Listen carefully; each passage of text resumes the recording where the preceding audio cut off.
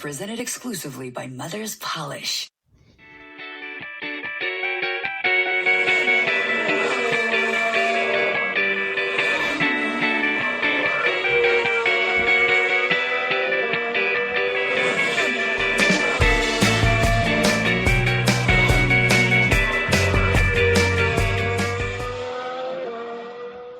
Welcome back to another edition of the Slipstream Podcast, where we're bringing you weekly Formula One content to you, the F1 fan. In this week's episode, we're going to take a look ahead to the second half of the 2022 Formula One season that gets back in action next week in Belgium. I don't know about you boys, but I'm so pumped to see the cars back on the track this weekend. But first, before we do anything, we got to give a quick shout out to one of the boys in the Slipstream tonight. It's Stin's birthday. Happy birthday, buddy. Happy birthday, buddy. Thank you. Happy birthday. Looking Appreciate fresh. it. Nowhere I'd rather be than chatting Formula One. Absolutely. I did try to find some Formula One, like, happy birthday songs. And it's a pretty cool YouTube video, actually. If you look at it, they have an older, I think it's a Red Bull, that its engine actually sings happy birthday. So I'll send that to you later as a little e-gift card. But happy birthday, buddy. Thanks for joining us. And so one thing we want to do before we jump into predictions and what we're looking forward to in the second half is let's do a quick recap on where we currently stand after 13 races so far this season. And to remind those of you that are new to F1, in the sport of Formula One, there are two main championships in play in each Formula One season. There's a Drivers' Championship and a Constructors' Championship. So Stin, give us a quick overview of these two. What's the difference and what's at stake for each team or each driver? I think it's somewhat inherent to know the difference. So each team has two drivers, 10 different teams on the grid, 20 total drivers. The team that has the most collected points across the year becomes the Constructors Championship. That gives them kind of a bonus and a perk for finances going into the following year. The Driver Championship is won just by the person who accrues the most points individually. So last year, Max Verstappen, first-time world champion. Last year, for the constructors, Mercedes hit their 8th consecutive since 2014. So I think Mercedes loves the constructors because they're a car manufacturer. They can probably sell cars easier if they're the best car in the most elite racing event.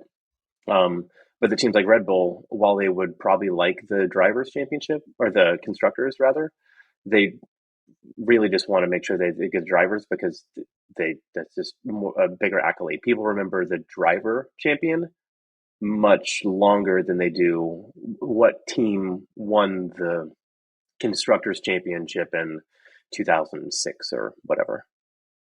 And for the constructors, I mean, there's tons of money involved, right? I think they talk about a lot of times on the broadcasts, a difference between, say, fourth and the constructors and fifth could be $10 million, $20 million. Do we have any kind of ballpark figures of sort of, what did Mercedes get last year or what's Williams getting when they finished P10 in the constructors? Because that's really what they're all shooting for, right? Is that big old check at the end of the season. Yeah, so it's kind of hard to navigate the books of Formula One because there's so many things involved. But from what I can gather, every team pretty much makes $35 million just for being part of Formula One. It's just a shared pool of money. And then to your point, the higher someone places, the more they make. The lowest placing team makes what looks like about 17 million, when the highest placing team makes something like 60-ish million, which is a pretty decent gap. But what's more interesting in kind of doing this uncovering is that the top 3 and 4 teams have so many extra bonuses because they're bringing that many more fans and, media attention to the sport, that they're making, a difference of like 100 million just spot bonuses throughout the year, just because they bring that accolade and that brand recognition to the sport. Yeah, no, that's exciting. And I think I'd be curious to know, we probably don't have the stat now, but just in the history of Formula One, there are four world champion drivers on the grid right now between Lewis, Max, Seb, and Alonso, right? Has that ever happened? Maybe it has, because maybe there was a little bit more parity back in the day, and Lewis won 7 of the titles, so he probably stole a little bit of thunder. But there's obviously some historically great drivers in the grid right now, which is exciting. So to recap where we are for 2022 in the drivers' standings, Max Verstappen has a pretty sizable lead, 70 points over Charles Leclerc in second. We've got Sergio Checo Perez in third, followed by George Russell, Carlos Sainz, and Lewis Hamilton in sixth. Our boy Landy Norris is in seventh, followed by Esteban Ocon, Valtteri Bottas, and Fernando Alonso, rounding out your top 10. In 11 through 20, we've got K-Mag, Kevin Magnussen, Danny Ricciardo, my boy Pierre Gasly in P13, ahead of Sebastian Vettel in 14th, followed by Mick Schumacher, Yuki Tsunoda, Joe Guan Yu, Lance Stroll, Alexander Albon, and the one guy who has yet to score a point this year, Nicholas Latifi. So, Matt, run down the Constructors Championship standings for us real quick. So we've got Red Bull in first. They're at 431 points. They are 97 points ahead of Ferrari, who has a slim lead over Mercedes, only by about 30 points. Those are your top 3 upper echelon teams. And then you've got a couple in the midfield, or the upper midfield. Alpine at 4, McLaren at 5. They're only separated by 4 points here, but they're over 200 points back from Mercedes. Lower midfield, Alfa Romeo comes in at 6, Haas at 7, AlphaTauri at 8, Aston Martin at 9, and then the drudges of the dungeon, Williams with 3 points, all from Alex Albon. Yeah, so thanks, Matt. I think it is interesting, to your point, the top 3 are clearly ahead of everyone else. But there's a couple close battles. Alpine only up 4 on McLaren. So again, that's not only pride and what they're all striving for, but, as we mentioned, tens of millions of dollars at stake. And, AlphaTauri's been a little bit probably underperforming this year, but they're only 7 points behind Haas for 7th. So yeah, we've got a lot to look forward to in the second half of this season, specifically with the drivers and the constructors. And so now let's get into a little bit of the second half discussion and predictions. If you follow us on Instagram, first, thank you. We're at the Slipstream F1 Pod, and we posted some wild predictions. So I'm curious, which of these do you feel like is most likely to happen in the second half?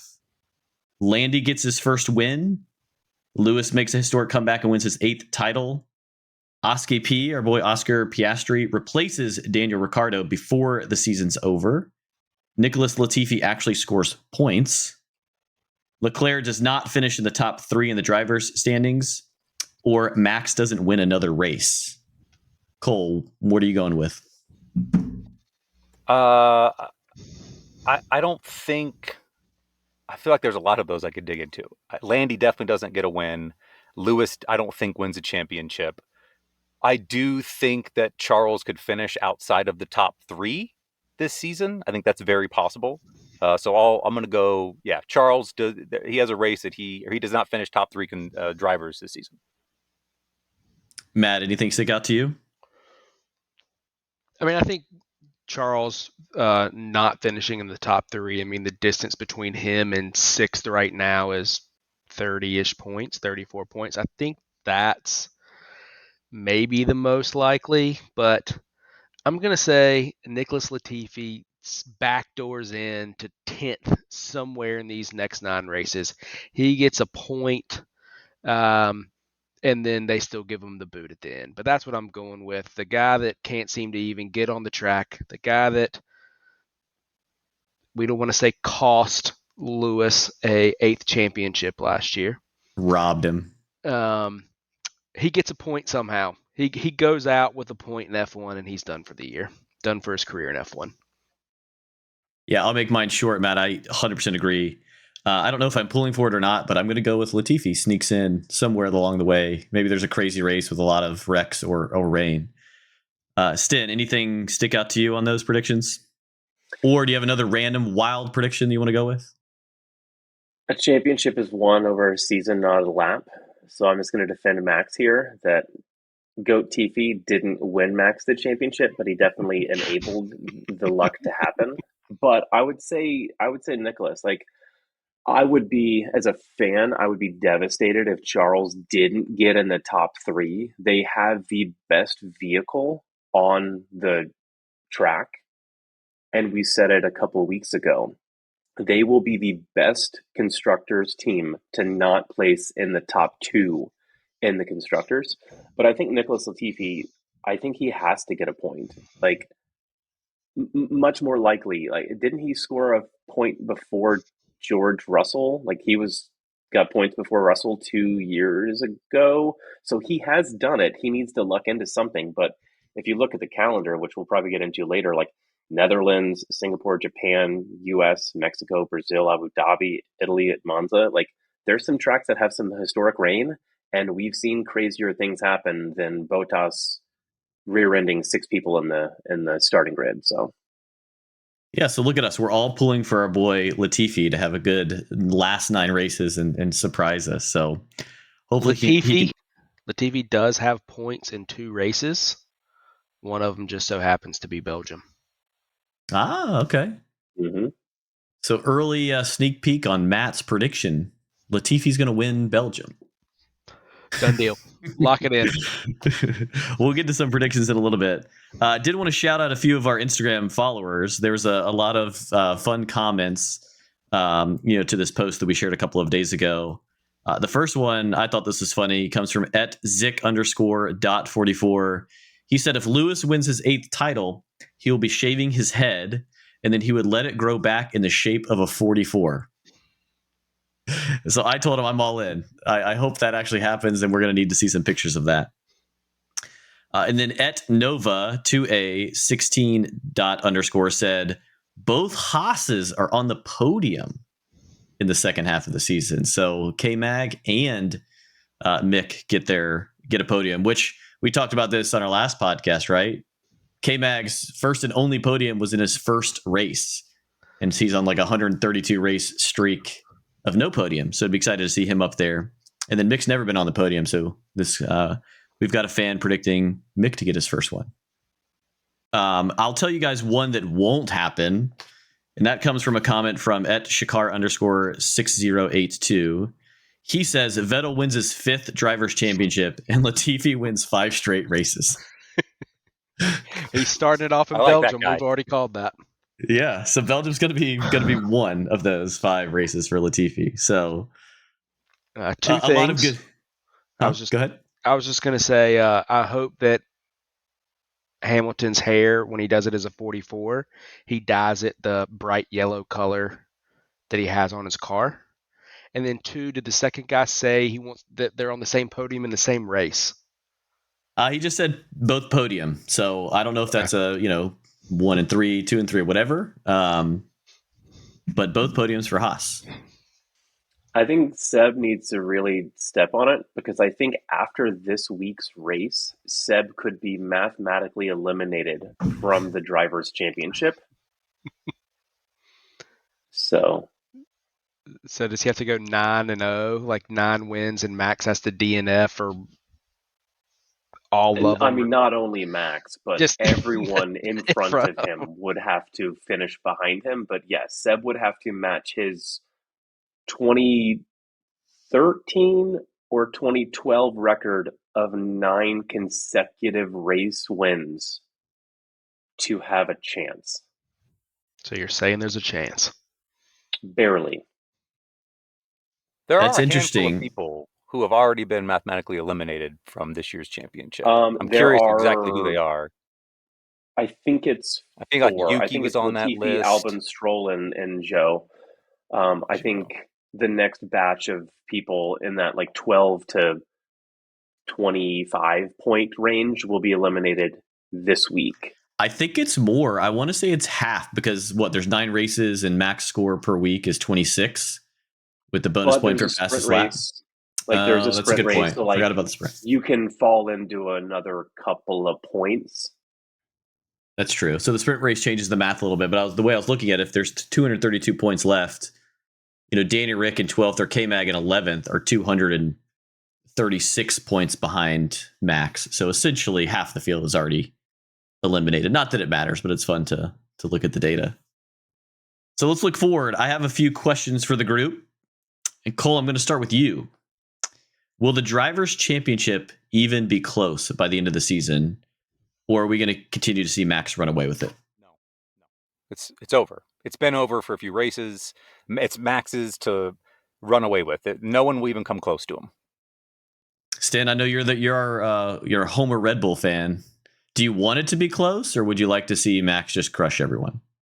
I think we always want it to be close, but I think that the only thing that will make it so the constructors isn't a clear runaway is that they're going to deploy team orders, making it so Sergio, if he's ahead of Max, will have the unfavorable strategy. Max will be able to overtake him to be the number one driver.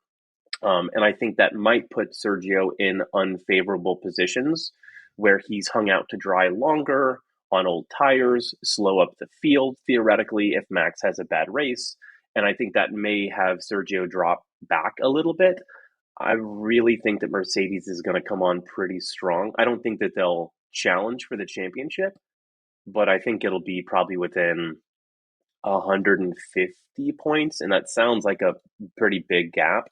But if a team can score, 46 points, 45 points in a weekend, like you can make up a lot of points with a double DNF. Yeah, I think rough math, it's not quite exactly this, but essentially Max has a 3 DNF lead over Charles right now, essentially, with a 70-point lead. So basically he's going to have to DNF 3 times, and Charles is going to have to either win or finish top 2 to even make it close, let alone we could do the math. I mean, 7 times 9 is 63. So or I guess you could do 8 times 9, which is 72. So yeah, if Charles wins every race with the fastest lap and Max finishes P2 every race, he could win it. Charles could win it that way. It's probably not going to happen. So essentially you got to look at, does Max DNF once or twice to make it interesting, or just crush it and run away with it? And you look at the last handful of years, I think last year Max, I think he had 3 DNFs. He had one race that he didn't finish the race on the podium, and that was Hungary. Every other race last year, he was first or second. This year, he finished third in Monaco, but he's been first or second again. He had that one where he was like 7th, 8th, 9th, or 10th, right? Where he had you're right. The floor damage. Silverstone. Yep. But like in a race where he's not having catastrophic damage, like Hungary last year, Silverstone seemed like it wasn't catastrophic, but I guess it was, having and played a skateboard, whatever the heck, underneath the bottom of the car. But like he can finish second the whole rest of the year and still comfortably have an opportunity to win the championship. Yeah, I largely agree. I don't think it's going to be close. I think Max is your champion for 2022, which isn't going to be a breaking hot take or anything like that. But you never know. I mean, crazier things have happened in sports. So we're going to keep watching and hope that they can someone can close that gap. So next question over to you, Matt. Can Ferrari hold off Mercedes for P2 in the constructors? I think it's possible. I mean, Mercedes is coming on very strong. They've kind of at least seemed to figure out what has been going on wrong, and have started to fix that.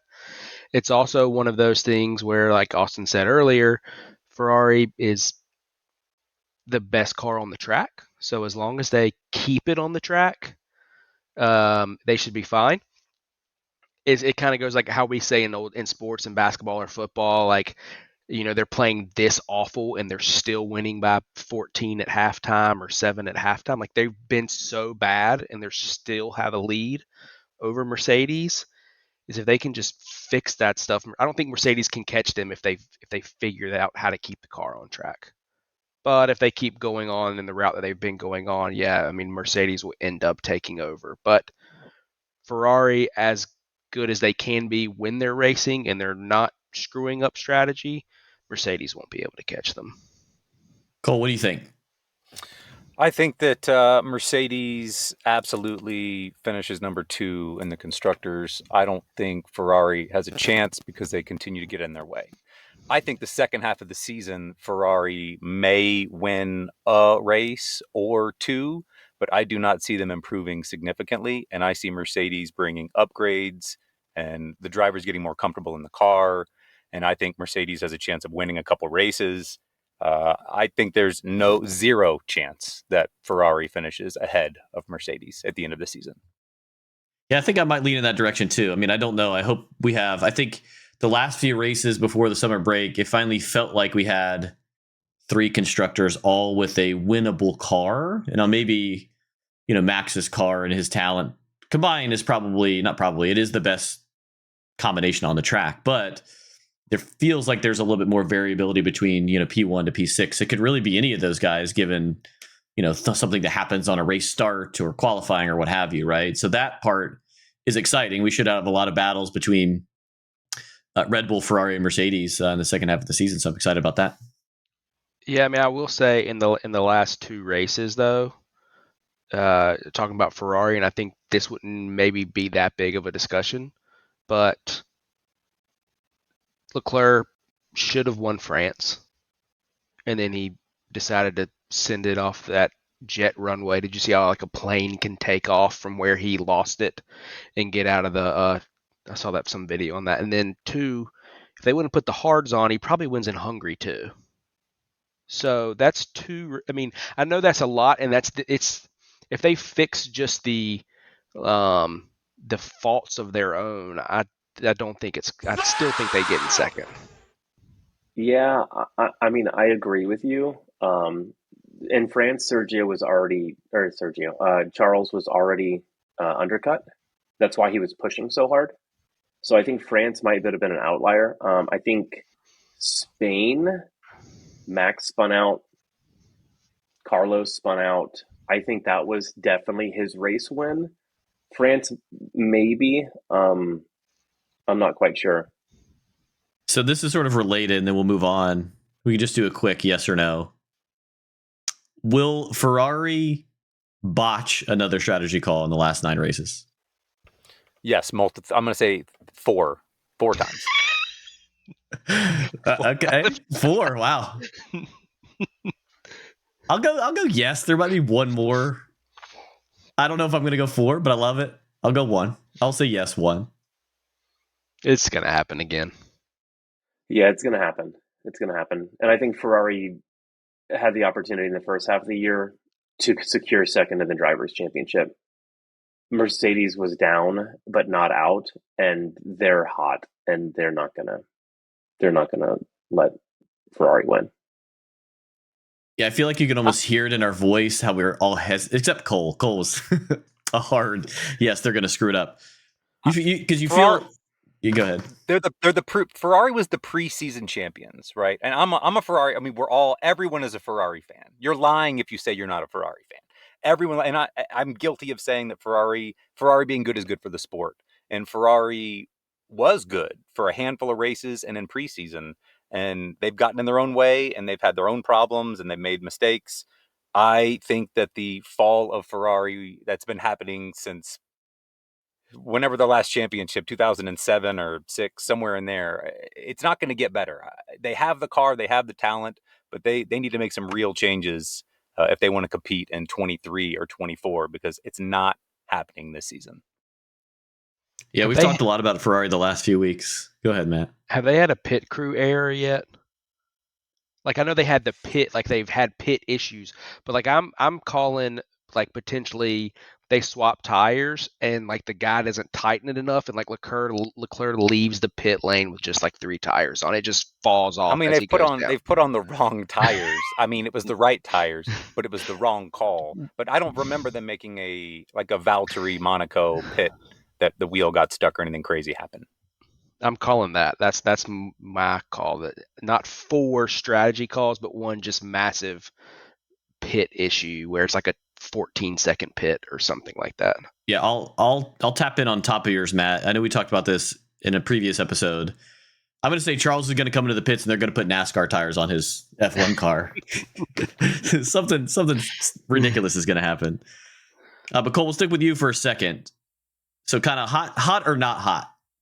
McLaren will overtake Alpine and finish P4. Hot. I love McLaren. Well, let me backtrack a little bit. I'm not sure if the changes don't happen with Fernando, I think that Alpine maybe stays up front. But I think Fernando gives 0 Fs, and I think McLaren lays it on in the second half. Yeah, I think so too. I don't know if the set of 9 tracks skews high speed, which seems to be sort of the best quality of the Alpine, or if it's more of a sort of a low to medium corner track, sort of as a collection of tracks coming up over the next 9. But yeah, I think Landy's great. I think Danny Rick, hopefully over summer break, a couple shirtless photos to get him in the mood. The rumors of him losing his seat, he's got to fight for that next job. So maybe he comes out with a bang and does something for us in Belgium and really starts off the second half of the year and gets McLaren in that P4 spot. You've got 5 high-speed tracks. Okay, so maybe that does skew. You've got Belgium, Alpine. Monza, U.S. in Austin, COTA, Mexico, the fastest track on the calendar based on the elevation, and then you've got Abu Dhabi. Those 2 massive straightaways. Yeah, so maybe that does skew Alpine's favor. We'll have to see. So, Sid, sticking with you, we've talked about the top 5 in the constructors. Let's go bottom 5. It's sort of in this back of the midfield. Who do you have the highest hopes for in the second half? Honestly, I think Haas. Haas started really strong, and I don't know if it's the Ferrari power unit that they've kind of been struggling with. I don't know what their DNFs are. But without looking at the constructors, I would have guessed that Haas was in 5th. And, it's only, they're 20 points behind Romeo, 17 points behind Romeo. So I think they can reach 6th. But, I think that they're going to continue to grow. And again, because they finished so low last year, they've got more time on the computer, more time in the wind tunnel to figure it out. And I think that they probably will. Yeah, Haas, I think for those, like us who've been, some of y'all have been obviously following it for much longer than this, but if you've been following since Drive to Survive, I mean, you've seen Haas at the bottom, which wasn't always the case. They had some seasons where they were, P4, P5 in the constructors. Just to give a little bit of quick short-term history, Haas has scored more points this year already than they had in the previous 3 seasons combined. So while it feels like they're doing well, I feel like if we're comparing them to recent history of the last couple of years, they're doing phenomenal, which is exciting to see. And there are our USA squad here, so we're all pulling for them, and it's nice to see them all competitive. So I think for me, I'm going to go with my boys at AlphaTauri. I think my boy Pedro Gasioso is going to get it figured out and show us, or maybe drive with some ruthless aggression to get that seat at Alpine. So I'm going to go with AlphaTauri in the midfield for me. Cole, do you have something to add? Well, I was going to say Haas. There were talks of, Gunther made mention the other day that Haas may have a title sponsor next year. They're in talks right now, so big money for Haas. That's pretty exciting. And the team that I'm gonna go with is McLaren. I just think that they will overtake Alpine in the constructors. I think the second half of the season is more suited for them. They did win Monza last year with Danny Rick and Lando 1-2. So I'm McLaren all day. I think that they come on strong second half and that they surprise everybody. Matt, what about you? I'm looking forward to seeing if Lawrence will fire his son. That's, out of those bottom guys. That's about it.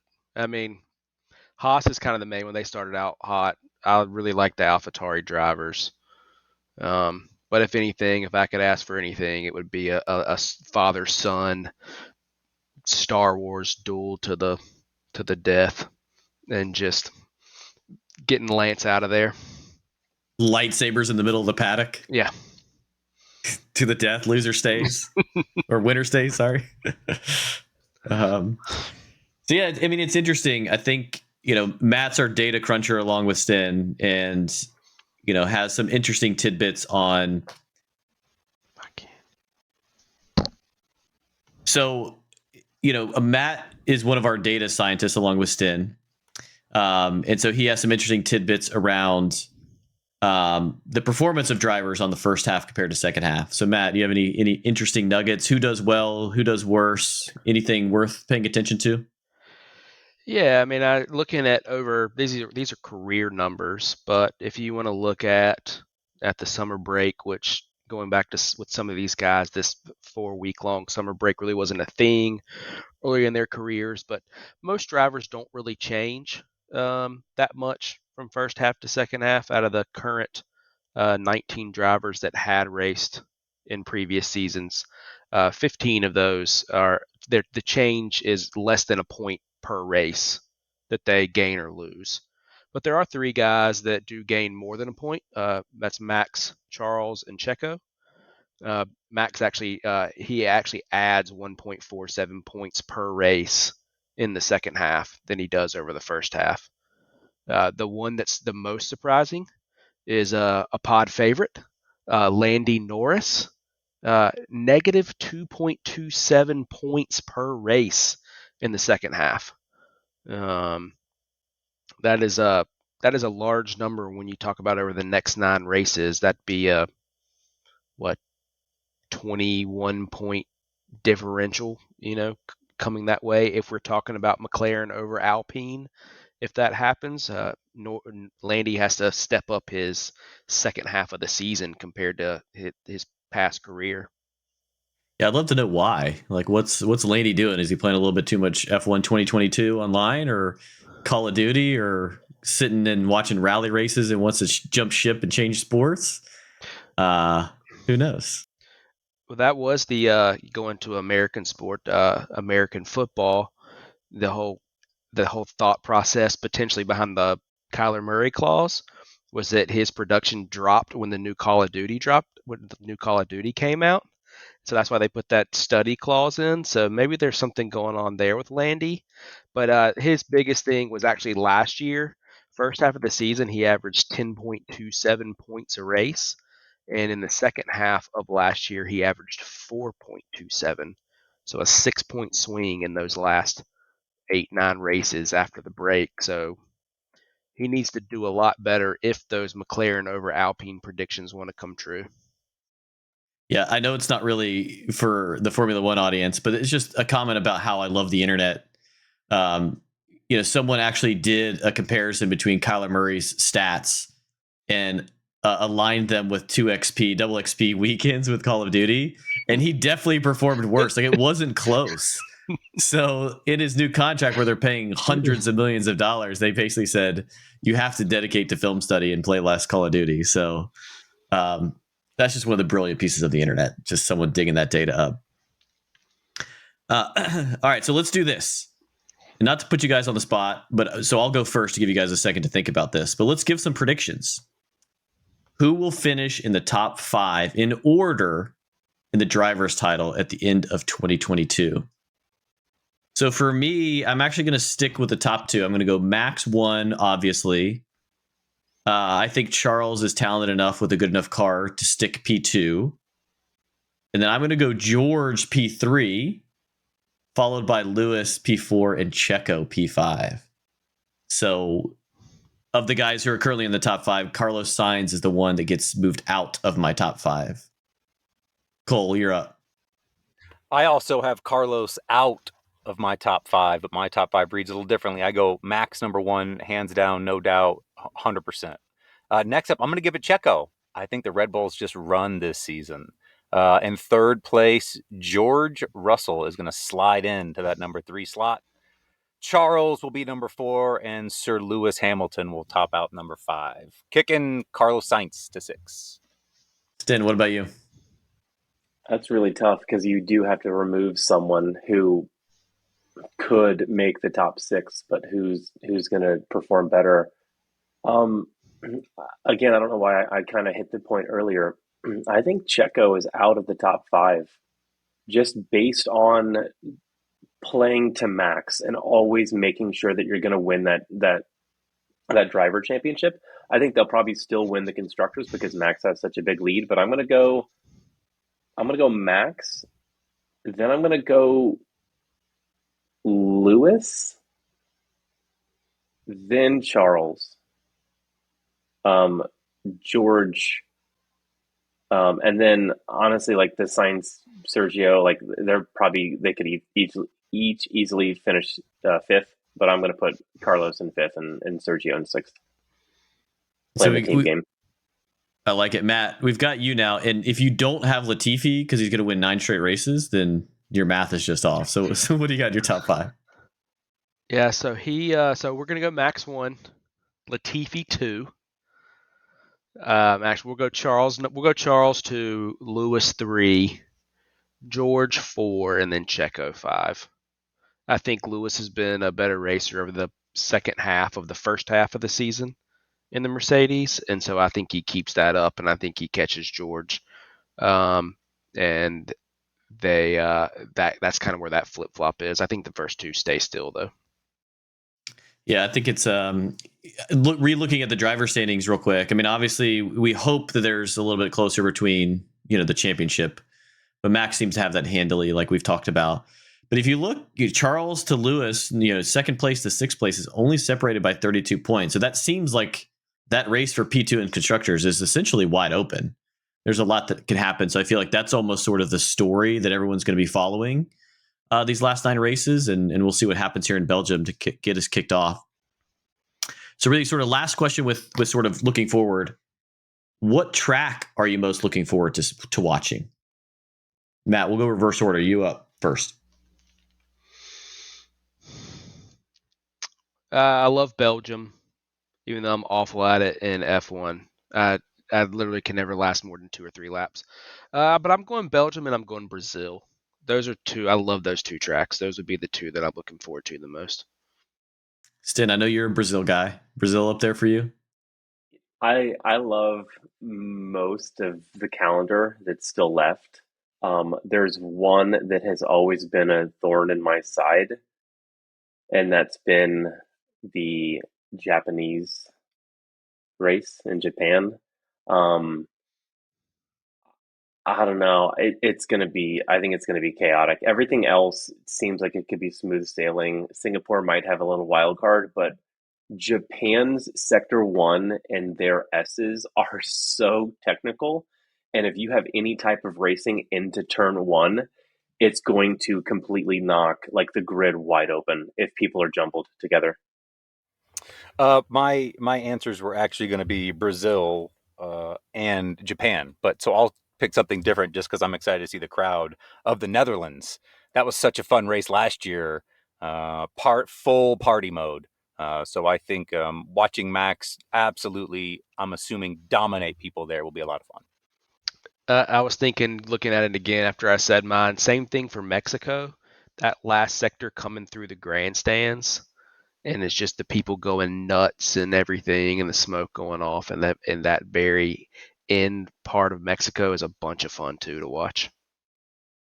And I think the Netherlands point too. It's such a great something came up on socials that I saw recently. It was like a F1 trivia of like what was said over the team radio at these moments.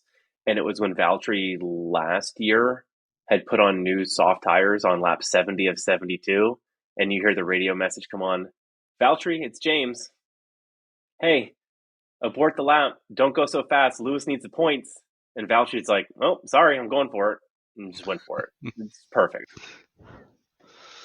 I forgot about that, but yeah. So Cole, I'm with you. There's just something about sort of the banked curves for a Formula One car that I think is pretty awesome to watch. So I'm pretty psyched for the Netherlands race coming up in 2 weeks. Well, which looking at the countdown, we've got back-to-back race weekend. So we've got Belgium followed by Netherlands. Oh, back-to-back-to-back. You're right. Yeah, that's right, baby. So we get to come back with a vengeance here, which is exciting. So let's quickly look ahead to the race this week in Belgium. I know many F1 fans, or a lot of F1 fans, may consider Belgium, also known as Spa, to be one of their favorite, and it's obviously one of the most iconic tracks in the world.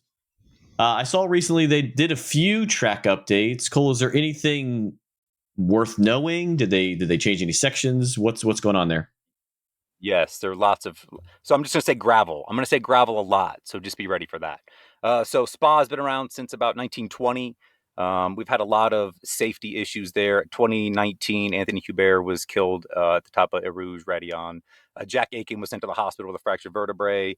There was a 6-car pileup during the W Series qualifying, and Lando took a really nasty spill up there the next day. It's very clear that they needed to make some safety changes at 3-4. It turns 3, 4, and 5. So they started construction November 15th of 2020, and the famous Eau Rouge and Radillon, which is that dip down and it comes up at full speed. It's the most insane and beautiful corner in all of Formula One. They've done a lot of changing through there. So the foot of the uphill climb, which makes up turn 2, is having its rails moved to allow for enlargement of the runoff. The left part of turn 3 will have a larger tarmac runoff. The right-hand side of the track at turn 4 at the top of the hill will have a little gravel added. Changes off at La Source, the first corner at Spa. They've added gravel there. The circuit also confirmed that the 24-hour grandstand will be replaced by a new modern facility. Turn 6 and 7 had gravel traps added for the runoff instead of the old tarmac. Turn 8 at Bruxelles, they're removing the tarmac and adding gravel there. Turn 17 to be enlarged. Gravel trap creating the railing to move. Tarmac runoff at 16 to be transformed into a gravel trap. So lots and lots of gravel, really just to slow things down, make it a little safer. We have had, again, lots of accidents over the years. It's a pretty fast, pretty dangerous track, but hopefully with all the new additions, it'll provide us with some safer and closer racing, but lots of additions to Spa this season. And the benefit, just to be clear, on gravel is it is more punishing to the driver who takes it at speed and goes wide on the track. They're no longer able to do a runoff into just concrete or tarmac. If they run wide at speed or race through a corner where they can't make it, instead of just going wide and continuing, they're going to hit something that's going to make them stop or potentially get out of the race. So while it is to also slow the car down if they get off track, it's really to deter the close wheel-to-wheel racing through a turn that could be very damaging or punishing to them and to the vehicle. So it's kind of like if you want to try this, you can. Like, look at Austria turn 4. Like, there's so much gravel around Austria. Counterpoint, and look at Brazil turn 4 at Brazil when Max and Lewis went really wide. If that was gravel last year, that doesn't happen. So, I mean, Cole, anything to say to that? Gravel's great. I think the biggest concern that I, as a race fan, is it does cause a lot more cautions, right? Because anytime someone nicks that gravel and gets enough of it, they spill it onto the track, they will yellow flag it just to sweep it through. So it does slow things down, but I do understand the safety aspect of it. Carlos Sainz is just terrified after he just listened to your rant. Him and gravel just don't get along, so he's having nightmares going into this week with all that gravel they've added. Yeah, I was going to add an early prediction. I think we might have a 100% chance of seeing Seb go backwards in gravel again this week, like he did in Austria. But he's the king in gravel. The king in gravel. He finds a way out. He knows how Maybe to get they out. did it. It's the last time he's going to race in Spa, so they just threw some more gravel on it to let him show off his gravel skills a little bit more. Cole, aren't those the segments of turns behind you over your left shoulder? Isn't that Radillon? Yeah, left shoulder. That's right Eau Rouge coming up, and then Radillon coming up on top of it. And they bulldozed. There was a house at the top of the hill that they actually it's been there since the beginning, I think, that they bulldozed this season to put in some VIP grandstands. So lots of upgrades at Spa. They're trying to keep up with the times. Yeah, one thing you'll hear a lot this week is Eau Rouge. Obviously, Cole mentioned a lot about that and some of the changes. It's one of the most famous and iconic parts of any circuit in the world. It's incredible how fast and how steep it actually is, and you've got to have full commitment to make it up there. I actually have a trivia question related to that. As we've mentioned, Belgium is host to one of the most famous sections of any circuit in all of motorsports, Eau Rouge. But does anyone know why it's called Eau Rouge? No? I just speak English. I got don't nothing. know. I'm sorry. Well, so it's actually named after a river called Eau Rouge And when you make that first left-hander with the dip, it's actually the first part of the track where you cross over the river of Eau Rouge. So that's a fun little fact. I didn't actually know that there was a river right underneath that part of the track. So that is a fun pretty fact. Cool. So anything else we should look out for Spa this weekend? You know, obviously all the drivers are coming off summer break. Last year we had a pretty wild, rained out race. You know, we mentioned Lando's pretty gnarly wreck going up Eau Rouge in a very wet qualifying, and then they ran one or two laps underneath safety car and just called it. And so they awarded half points last year. So we didn't actually get a full race in Spa last year. So hopefully we get a little bit better weather. I mean, rain always makes Formula One interesting. I know, Cole, you've talked about this before. You expect to have a lot of rear wing copycats copying the Aston Martin rear wing. Anything? I believe yes. I think we get at least two teams to copy. I don't know who yet, but I think two additional teams come to Spa with rear or end plate rear wings. I would say they don't, because it's a high downforce wing, and this is one of the fastest tracks. So I would go the opposite way, saying we shouldn't see them, but we probably will at Netherlands for sure. I also have a question on that. Are they allowed to develop the car over break, or is it like Parc Fermé for break? Are they allowed to do development? It's Parc Fermé for a couple of the weeks. I think they had an additional week that they could do stuff. So as soon as Aston pulled that wing out at FP1, people immediately took notice and started copying. So I don't know if it happens in Belgium this week, but I am of a firm belief that I think that there's enough performance in that wing that teams will copy it in the next couple races. Yes. Yeah, it'll be something to follow closely for sure. Let's do one more set of predictions. So give me your race winner for Spa, and then give me your surprise driver of the weekend for Spa. Matt, let's start with you. I'm going to go with the same guy for both. I'm going Lewis. I think he's just kind of gone on this trajectory. He's raced pretty well there in the past. I think after a break, after his trip to Africa, he's got the first half of the season behind him. He knows what's ahead of him. He knows he can get into second. So I think it's him. And just a couple facts before we get to the rest, just random. 16 of the last 17 winners in Belgium finished in the top 5 at Canada. So that leaves 5 people essentially: Verstappen, Hamilton, Russell, Sainz, and Leclerc.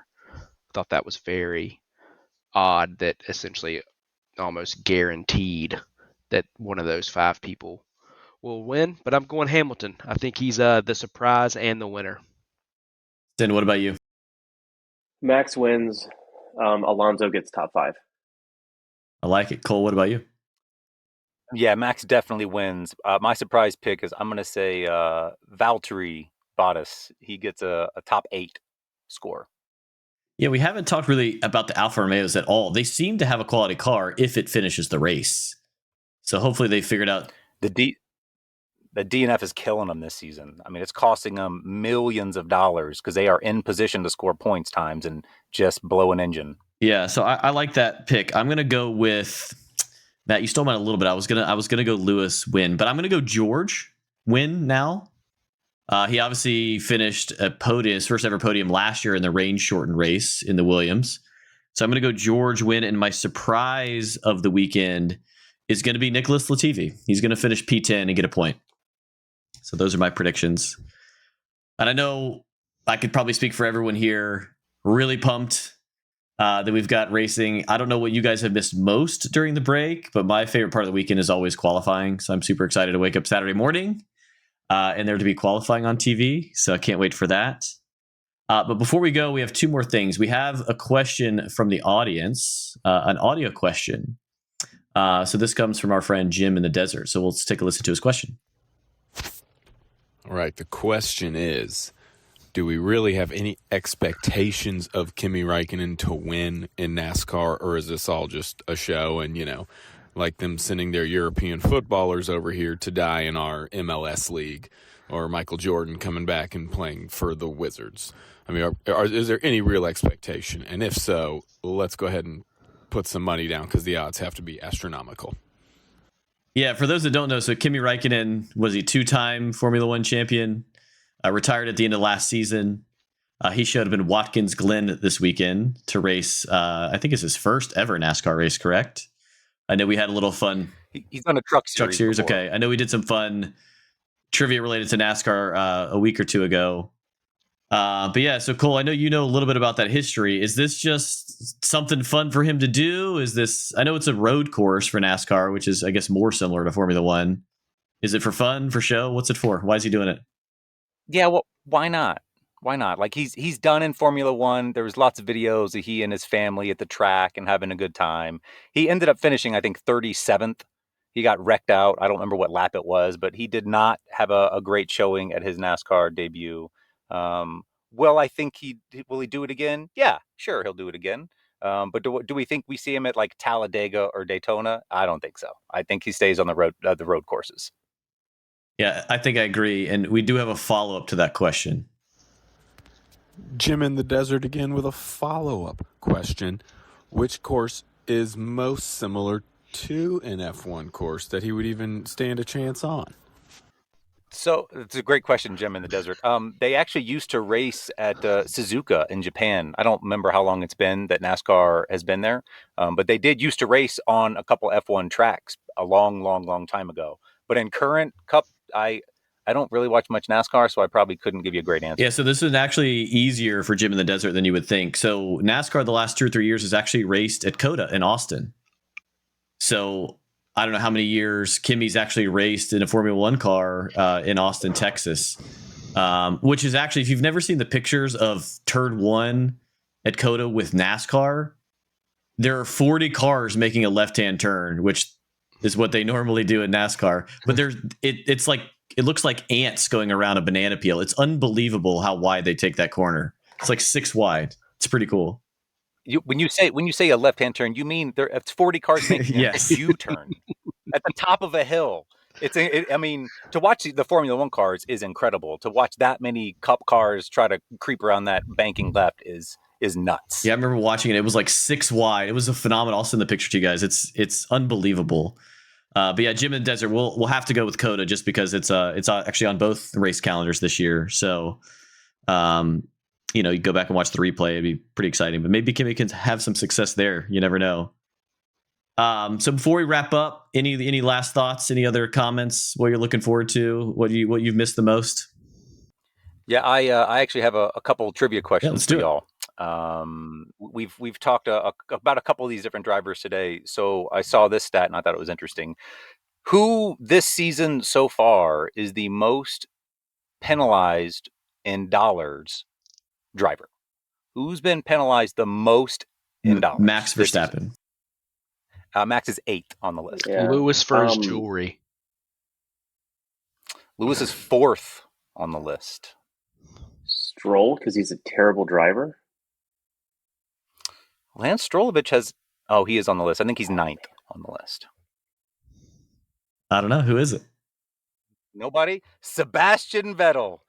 Most dollar penalized driver this season for so littering far. On the track. Trivia for littering and the next question is going to be for points. Who has the most racing incidents points against their license this season? It's actually a tie. Is this one Max? I feel like I saw something where Max was high on a list like this year. He had some last year. I feel like I saw something where I don't think Max is not even on this list. Yeah, maybe I'm thinking of something else. I saw something a list like that where I was like, man, I can't believe Max is at the top of that list. No guesses? Schumacher is not there. Nope. George? Nope. I'm going to guess 2. Again, Stroll is always going to be my default guess. And then I'm going to guess, Stroll again. It's always Stroll. Interesting. I actually figured you guys would get one of these. Yuki and Alex Albon are both tied at 8 points. Wang Yuzhou and Seb are both at 7. Pierre, Fernando, and Strolovich are all at 6. And how many do you need? So, yeah, Yuki and Alex. How many do you need in a calendar year? Is it 12 to be suspended I for one want to race. say 12, but don't quote me on that. I'm not sure. Final trivia question for you. Of the teams who have had to pay penalties, which two teams, they're both tied, have paid none? They've had no penalties this season, no penalty dollars against them. Two constructors. McLaren and Haas. Haas is one of the two teams with $0 against them in penalties. So, Matt, before you answer, think about the teams who, like, if a driver comes into the pits too quickly, like that's a penalty to the team that they have to pay. Like that's not even a big issue, but it's still a penalty. I'm gonna guess the other two. So clearly, Brady got one of them. I'm gonna guess Red Bull and Alpine. Alpine is it. Red Bull is the third most penalized team in dollars, and Alpine and Haas are the two lowest. Aston Martin was the highest, followed by Ferrari and Red Bull were your top three. Good stuff, boys. Yeah, very good stuff. So one last shout out before we leave, and a reminder for all of you except Cole Trickle, because I'm trying to beat him. Shout out to our friends at Grid Rival for providing their fantasy Formula One app. We've got quite the battle going on for the top three in the Slipstream podcast. Matt's only about 9,000 points behind, so we need to make sure he gets his lineup tuned in. But yeah, I'm going to try to hunt down Cole Trickle Jr. in the second half of the season. I'm down by 300 points, which is totally doable. So for those of you who are into F1 fantasy, check out our friends over at Grid Rival. And we'll see everyone next week in Spa.